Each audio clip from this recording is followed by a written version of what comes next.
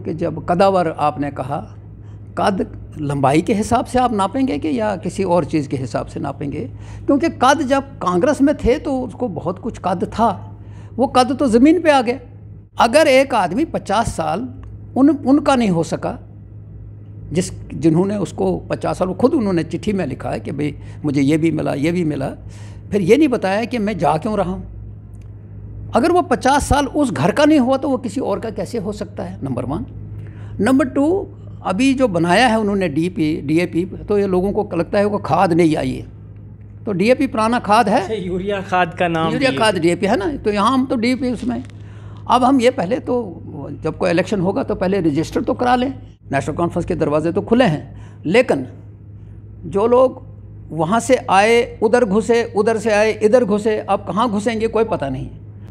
370 और 35A को टूटे हुए अब सालों हो गए, UT भी बनी, लेकिन आज फिर जब हम सड़कों की तरफ देखते हैं, या तो आंगनवाड़ी वर्कर्स दिखते हैं, या रहबरी खेल के जो टीचर्स हैं वो दिखते हैं, या SSB से जूझ रहे, SSB की इन रिक्रूटमेंट पॉलिसीज़ से जूझ रहे एस्पिरेंट्स दिखते हैं। आज के टाइम पे हर एक, चाहे वो ऑलरेडी नौकरी कर रहा हो या नौकरी की तलाश में हो, परेशानी ही परेशानी है पूरे जम्मू कश्मीर स्टेट में। तो मेरे साथ national conference, Jammu Kashmir national conference के प्रोविंशियल सेक्रेटरी शेख बशीर साहब है। शेख साहब, आप इस बारे में क्या कहेंगे? 5 अगस्त 2019 जम्मू कश्मीर रियासत जो बहुत ही अहम रियासत थी और हिंदुस्तान का ताज थी, उसको 2 हिस्से हो गए। लद्दाख अलग हो गया, जम्मू कश्मीर अलग हो गया, और जम्मू कश्मीर भी यूनियन टेरिटरी बन गया और लद्दाख भी यूनियन टेरिटरी बन गया। शायद जम्मू कश्मीर के लोगों को पता ही नहीं था कि ये यूनियन टेरिटरी होता क्या है, क्योंकि जम्मू कश्मीर के लोगों ने रियासत के रूप में एक बहुत बड़ी रियासत को देखा था। और 5 अगस्त 2019 तक जो कुछ यहाँ हुआ था उसमें जो लोग इसमें शामिल थे, लोगों की विल शामिल थी, लोगों के वोट से हुकूमतें बनती थीं, उन्होंने जो कुछ किया था। और उसके बाद एक प्रोपागंडा शुरू कर दिया गया कि चूँकि 370 की वजह से हम जम्मू कश्मीर में कुछ नहीं कर पा रहे हैं, और अब चूँकि 370 हमने हटा दिया है, अब सब कुछ हो जाएगा। तो लोगों की उम्मीद बन पाई कि शायद पहले कुछ नहीं हो पाया था। आज मैं उन लोगों से पूछता हूँ कि 370 हटाने के बाद, इस रियासत के टुकड़े करने के बाद आपने किया क्या? जिस तरह आपने कहा कि हर तबका सड़क के ऊपर है, मुलाजम सड़क के ऊपर है, कश्मीर में भी कल मुलाजमों ने प्रोटेस्ट किया है, डेली वेजर सड़कों के ऊपर हैं, आंगनवाड़ी वर्कर सड़कों के ऊपर हैं, डॉक्टर्स की कमी है अस्पतालों के अंदर, अस्पताल हैं लेकिन डॉक्टर्स नहीं हैं, दूर दराज इलाकों के अंदर मेडिकल फैसिलिटीज़ नहीं हैं, स्कूल हैं, टीचर्स नहीं हैं, और दावा ये किया जा रहा है कि हमने जनाब सब कुछ किया।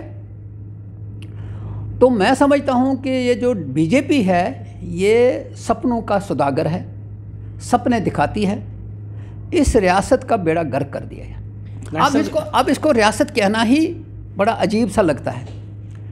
अब ये जो यूनियन टेरिटरी है, अभी लोगों को भी नहीं समझ आ रहा है कि यूनियन टेरिटरी क्या होता है। यूनियन टेरिटरी एक दिल्ली की कॉरपोरेशन की तरह है, कंट्रोल कहीं है, कर कोई रहा है, कंट्रोल किसी और जगह है।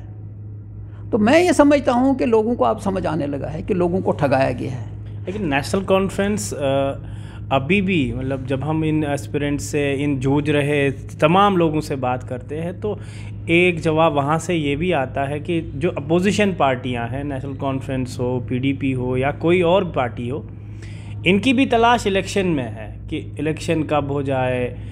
कहीं ये एस्पिरेंट्स के साथ या ये जो बेचारे जिन मसलों से ये जूझ रहे हैं उनके साथ हमें बहुत कम दिखाई देते हैं ग्राउंड में। इनकी तलाश सिर्फ इलेक्शंस के पीछे है। नहीं, मैं बिल्कुल इससे इत्फाक नहीं करता हूँ। नेशनल कॉन्फ्रेंस के ज़माने में ये लोग डेली वेजर लगे, इनको पक्का भी किया जाना था, शायद किसी वजह से नहीं हो पाए, क्योंकि कोलिशन गवर्नमेंट थी 2014 में, आप जानते हैं। तो कोलिशन गवर्नमेंट के वक्त बहुत सी चीज़ें मुश्किल होता है। लेकिन 2014 में जब बीजेपी आई तो उन्होंने कहा अगर इन्होंने परमानेंट नहीं किया तो हम करेंगे। तो 8 साल हो गए, हमने कहा चलो आप ही, अगर हम नहीं कर सके तो आप करें। आपने कहा कि हम ये देख रहे हैं कि ये इलेक्शन हों, बिल्कुल दुरुस्त है। जम्मू कश्मीर के अंदर इलेक्शन होने चाहिए ताकि लोगों को मौका मिले कि वो अपने नुमाइंदे चुने हुए नुमाइंदे रूल्स, ज़ाब्ते और कानून बनाएं, तो वो चुने हुए नुमाइंदों का है ना। इस वक्त जो चीज़ बन रही है वो तो ब्यूरोक्रेटिक सेटअप बना रहे हैं, अफसर बना रहे हैं ना, क्लर्क बना रहे हैं ना, तो वो तबाही कर रहे हैं ना। कभी लैंड लॉज के ऊपर जा रहे हैं, कभी मुलाजमों के रूल्स के ज़ाब्ते तोड़ के रखे हैं, कभी पेंशन के ऊपर जा रहे हैं। तो ये सारी चीज़ें खलत मलत हो गई हैं। नेशनल कॉन्फ्रेंस के 3 चुने हुए नुमाइंदे तो पार्लियामेंट में भी है अभी। अगर कश्मीर प्रोविंस के तीनों नुमाइंदे जो पार्लियामेंट में, वो अभी नेशनल कॉन्फ्रेंस। पहली बात है कि पार्लियामेंट में 3 नुमाइंदे हैं, लेकिन आपको भी ये मालूम है और सारी दुनिया जानती है कि बीजेपी ने मेजॉरिटी का नाजायज़ फ़ायदा उठा के ये सारा कुछ किया है। जब ये सारा कुछ किया गया तो रियासत को 1 साल तक इस जम्मू कश्मीर को जेल खाना बना के रखा गया। ये सारी दुनिया को मालूम है।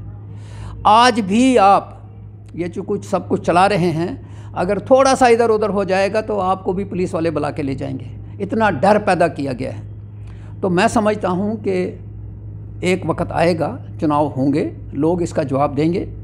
जम्मू के अंदर जो लोग इसका साथ दे रहे थे वो भी महसूस कर रहे हैं आज कि हमको ठगाया गया है। जम्मू में तो भारतीय जनता पार्टी ये भी कहती है कि यहाँ पे नेशनल कॉन्फ्रेंस की से वो थी कभी, अब नहीं है।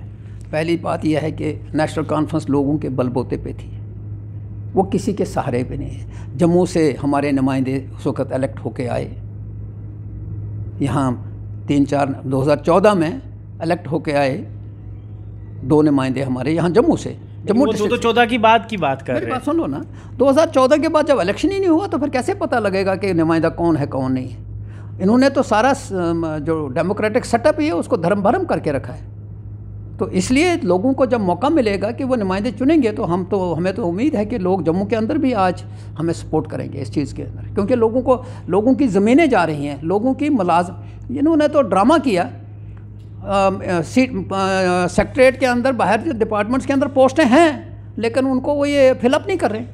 जब फिलअप नहीं कर रहे हैं तो क्या अंदाज़ा लगाया जा सकता है इनसे ये क्या चाहते हैं। रिटायरमेंट्स हो रही हैं, उसकी जगह कोई काम नहीं कर रहा है। तो ये लोगों को कह रहे हैं कि हमने मैं आपके माध्यम से पूछना चाहता हूं कि 5 अगस्त 2019 के बाद ये बताएं कि कौन सा ऐसा प्रोजेक्ट इन्होंने जम्मू कश्मीर के अंदर लाया जिसमें कोई 1000, 2000, 3000 नौजवान झूठ बोलने में माहिर हैं। जहां डीएपी, जहां आम आदमी पार्टी, ये नई पार्टियां जो है इस स्टेट से निकल के आ रही है, वहाँ जब हमने पिछले इलेक्शंस की जब बात करते हैं ना, क्लीन स्वीप हमें दिखता है पूरे चिनाब प्रोविंस में या पीर पंजाल में कुछ खाते खुले बीजेपी के, पूरा जम्मू जो है ठीक ठाक बहुमत से आए। क्या अब हमें चिनाब प्रोविंस या पीर पंजाल में हमें वापसी दिखेगी नेशनल कॉन्फ्रेंस की? पहली चीज़ यह है कि हमें भरोसा है कि अब लोगों को लगने लगा है कि नेशनल कॉन्फ्रेंस ठीक थी। पहले शायद हम गालियां खा रहे थे क्योंकि हमने ज़्यादा देर तक इसमें काम किया था तो नुक्ताचीनी होती थी। अच्छा, आज ज़्यादा देर अपोजिशन में रहने से गालियां कम हो गई है। अब हमारे नाम की गालियां कम हो गई हैं, अब इनको गालियां पड़ रही हैं। बजट अगर आप देखेंगे तो जब उमर साहब चीफ मिनिस्टर थे तो 7,800 करोड़ की बजट थी, आज 1,22,000 करोड़ की बजट है। तो ज़मीन के ऊपर तो कुछ नहीं है। पंचायतों के अंदर इन्होंने कहा back to village number 1, back to village number 2, back to village number 3। मैं आपको दावत देता हूँ कुछ पंचायतों के अंदर जाके देखिए हालत क्या है, कौन सी चीज़ इन्होंने पंचायतों के अंदर की है। हाँ, जम्मू के अंदर ये बड़ा ड्रामा कर रहे हैं कि जनाब यहाँ जी स्मार्ट सिटी बन रहा है, एम्स आया, IIT आया, ये जो जितनी चीज़ें हैं ये पहले रिजीम ने तय करके रखी थी, नई कोई चीज़ नहीं है। हाँ ठीक है, फंड्स शायद पहले कम आए थे, अब ज़्यादा आ गए। अब उसका देखो ना, कोई भी प्रोजेक्ट जब शुरू होता है तो ये रातों रात तो नहीं ना मुकम्मल होता है। वो प्रोजेक्ट जितने हैं हमारे वक्त के स्टार्ट किए हुए हैं और अब ये मुकम्मल होने जा रहे हैं, अभी तो मुकम्मल हुए नहीं हैं।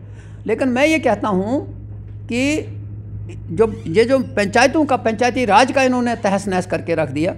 वहाँ पता नहीं लग रहा है कि ब्लॉक कौंसल वाले क्या करेंगे, जो ब्लॉक एडवाइजरी कौंसल है वो क्या करेगी, और ऊपर जो डीडीसी है वो क्या करेगी। उसको कहते हैं वो खा गया, उसको कहते हैं वो खा गया। और पता नहीं लग रहा है। और जम्मू को ऐसा लग रहा है कि जम्मू एयरपोर्ट से सिर्फ पंचतीर्थी तक है, राजभवन तक है, बाकी जम्मू है ही नहीं। आप ज़रा जाओ अखनूर की तरफ, आप ज़रा जाओ कठुआ की तरफ, आप उधमपुर की तरफ देखो, कुछ नहीं है। हाँ, अगर हम कहते हैं कि कोई नया पुल इन्होंने बनाया हो, हम ये कहते हैं कि भाई किसी जगह सड़क पहुंचाई हो, वो अभी कोई चीज़ ऐसी नज़र नहीं आ रही है। बीजेपी का स्लोगन अब 50 के पार, और सेम मैं अगर बोलूं, क्या नेशनल कॉन्फ्रेंस जो है, अगर इलेक्शंस का बिगुल बजा, क्या कमर बस्ता है नेशनल कॉन्फ्रेंस इलेक्शंस के लिए? और इलेक्शंस में नेशनल कॉन्फ्रेंस अब अपने आप को कहाँ देखती है? नेशनल कॉन्फ्रेंस इलेक्शन के लिए तैयार है, लोगों का मैंडेट हमें मिलेगा। बीजेपी वालों को हक है वो जो मर्जी कहें, क्योंकि झूठ के सहारे वो चल रहे हैं, आगे भी बनाते रहेंगे, कोई बात नहीं। शेख साहब, चिनाब प्रोविंस के कद्दावर नेता जो सेंटर में काफ़ी देर तक रहे, अच्छी पोजीशंस पे रहे, कांग्रेस से निकल करके अपनी एक पार्टी शुरू की, डेमोक्रेटिक वो पार्टी जो DAP जिसका नाम रखा उन्होंने। अब बड़े बड़े कुछ लीडर जो है, ऑल्दो कि हमें 1-2 दिन पहले तो ये भी हुआ कि उसमें से कुछ लीडर्स को उन्होंने बाहर किया है, लेकिन स्टिल उनका कहना है कि DAP जो है पूरे जम्मू कश्मीर में एक बड़ी पार्टी के तौर पे उभरेगी। आपका इस बारे में क्या कहना है? पहली चीज़ ये है कि DAP को बने हुए अभी शायद 2 महीने हुए हैं। जब कोई चीज़ नहीं बनती है तो लोगों का रुझान बनता है। मगर मैं आपके माध्यम से ये कहना चाहता हूँ कि जब कद्दावर आपने कहा, कद लंबाई के हिसाब से आप नापेंगे कि या किसी और चीज़ के हिसाब से नापेंगे? क्योंकि कद जब कांग्रेस में थे तो उसको बहुत कुछ कद था, वो कद तो ज़मीन पे आ गया, वो कद तो नहीं रहा, लंबे ऊंचे कद पे हैं, इसमें कोई शक नहीं है। अगर एक आदमी 50 साल उनका नहीं हो सका, जिन्होंने उसको 50 साल, खुद उन्होंने चिट्ठी में लिखा है कि भाई मुझे ये भी मिला, ये भी मिला, फिर ये नहीं बताया कि मैं जा क्यों रहा हूँ। अगर वो 50 साल उस घर का नहीं हुआ तो वो किसी और का कैसे हो सकता है? नंबर 1। नंबर 2, अभी जो बनाया है उन्होंने DAP, तो ये लोगों को लगता है वो खाद नहीं आई है, तो DAP पुराना खाद है। यूरिया खाद का नाम, यूरिया खाद DAP है ना, तो यहाँ हम तो DAP उसमें। अब हम ये पहले तो जब कोई इलेक्शन होगा तो पहले रजिस्टर तो करा लें कि वाकई ही उनका कभी कोई सिंबल नहीं है, कोई इस तरह नहीं है। अभी वो बना ही नहीं है तो लोगों ने भागना शुरू कर दिया, जिस तरह आपने भी कहा। तो इसलिए वक्त देखो, तेल की धार देखो, वक्त बताएगा कि वो कैसा होगा।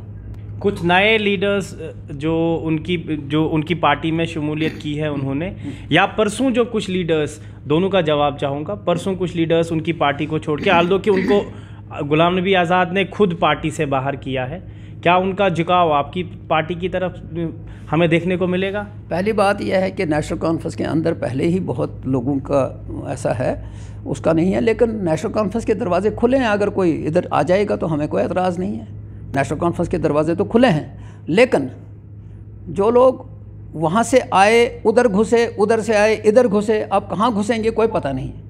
तो लेकिन अगर वो इधर आएंगे तो हमारा रास्ता तो बिल्कुल खुला है। हमारे साथ शेख साहब थे, प्रोविंशियल सेक्रेटरी नेशनल कॉन्फ्रेंस, जिनका साफ कहना है कि भारतीय जनता पार्टी जो है, इनकी जो विरासत है वो झूठ पे मबनी है, ये शेख साहब का कहना है। तो जितने झूठ इनको बोलने हैं, झूठ पे तो काबू है नहीं, वो जितना मर्जी झूठ बोले। लेकिन हाँ, नेशनल कॉन्फ्रेंस जो है वो आज भी इलेक्शंस के लिए तैयार है। नेशनल कॉन्फ्रेंस आज भी मैदान में थी, कल भी थी और रहेगी भी। थैंक यू शेख साहब बात करने के लिए, और आप लोगों का भी आभार।